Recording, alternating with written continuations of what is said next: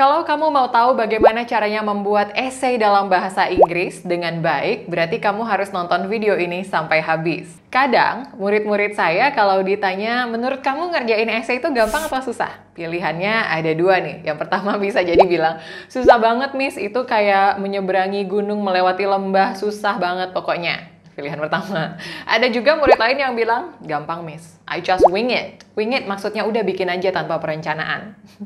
Kalau kamu yang mana nih? Tipe pertama atau kedua? Atau mungkin kamu tipe ketiga? Tipe ketiga adalah murid-murid yang melakukan perencanaan dulu dengan matang sebelum mereka mengerjakan esai mereka. Jadi nanti waktunya mulai untuk menulis jadi lebih gampang.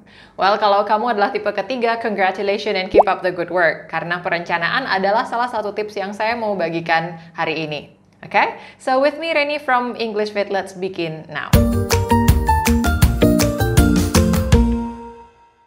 Step 1 untuk mengerjakan sebuah essay yang baik dalam bahasa Inggris. Tadi sudah saya bilang ya, rencanakan topik yang mau kamu tulis itu apa. So plan the topic in advance. Okay? Kalau misalnya topiknya nggak dikasih nih di awal, kamu harus pastinya merencanakan topiknya gimana caranya. Jadi jangan buat topik atau jangan pilih topik yang terlalu luas. Misalnya music. Topik music itu terlalu luas. So now what about music that you want to write? Susah juga kan mikirnya ya. Atau jangan juga terlalu spesifik. Oke, jadi pastikan topiknya sedang-sedang saja, tidak terlalu luas, tidak juga terlalu sempit. Jadi nanti ketika kamu melakukan research bisa lebih gampang. Contoh topiknya misalnya adalah the benefit of listening to music while working out at home. Jadi, manfaat mendengarkan musik ketika berolahraga di rumah. Oke, tidak terlalu luas, tapi juga tidak terlalu sempit. Oke, misalnya itu adalah topiknya. Lalu langkah berikutnya setelah kamu menentukan topik, ini adalah langkah yang menurut saya paling penting. Yaitu coba buat outline atau mind map. Banyak orang yang berpikir kalau misalnya apalagi untuk menulis esai waktu ada tenggat waktunya gitu ya. Misalnya kamu harus menulis esai dalam waktu 20 menit, sekian ratus kata misalnya. Nah, jadinya bisa berpikir kayak aduh bikin outline, bikin mind map ini buang-buang waktu. Padahal kalau kamu membuat outline atau membuat mind map ini seolah-olah adalah sebuah investasi waktu yang bisa kamu lakukan. Karena dengan membuat outline atau membuat mind map ini akan mempermudah kamu ketika nanti kamu harus menulis. Elaborate your mind map or when you need to elaborate your outline. It will be so much easier. Trust me, I've tried this. Okay? Jadi misalnya contoh yang tadi, the benefit of listening to music while working out at home. Biasanya kita coba buat outline-nya nih. Misalnya abstract atau introduction. Di bagian ini kamu bisa bagikan, contohnya adalah brief introduction about statistic. How many people actually are working out at home during these days misalnya, and how many percent of them are listening to music misalnya.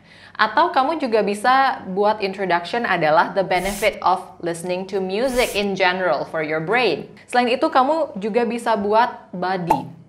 Ya, body ini bisa terdiri dari 2 sampai 3 paragraf yang menjelaskan lebih jauh apa saja sih kalau menggunakan topik yang tadi ya.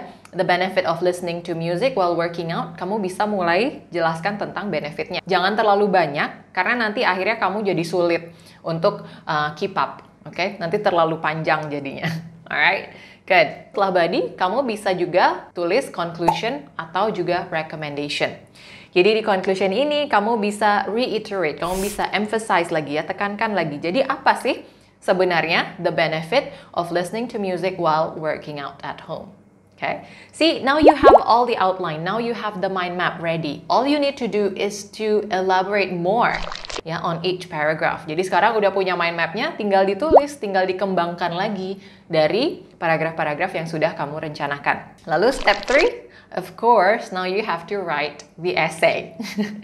A song is not a song when it's not sung, right? Lagu itu bukan lagu kalau tidak dinyanyikan. Jadi sama essay juga bukan essay kalau tidak ditulis. Okay. Jadi step berikutnya adalah kamu harus tulis essay-nya. Nah, ketika menulis essay, pastikan kata-kata yang kamu gunakan itu simple dan juga straightforward dan tidak bertele-tele. Hanya karena kamu mau mengejar jumlah kata. Oke, pastikan tetap ada artinya.